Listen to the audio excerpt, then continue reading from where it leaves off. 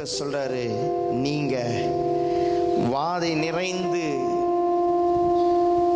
ஒருவேளை உங்கள் வாழ்க்கையில் எல்லாமே பிரச்சனை பிரச்சனை பிரச்சனை பிரச்சனை, நம்ம சொல்லட்டுமா, நீங்க நல்லா வாயை திறந்து, இப்போ வாதை நிறைந்த நேரத்தில் வாயை திறந்து நீங்கள் தேவனை நோக்கி அறிக்கை செய்யும் போது, இந்த செய்தியை நான் விசுவாசிக்கிறேன்.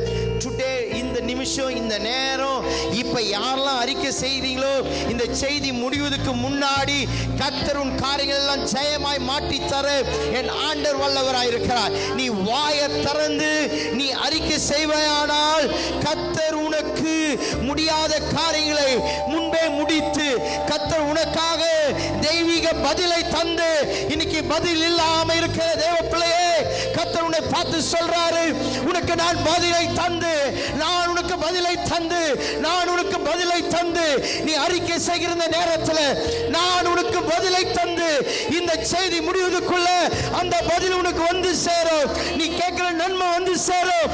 இயேசுவின் நாமத்தினாலே, இயேசுவின் நாமத்தினாலே, இப்போதே இயேசுவின் நாமத்தினாலே அறிக்கை செய்கிற அத்தனை பிள்ளைகளுடைய வாழ்க்கையில பதில் வருவதாக.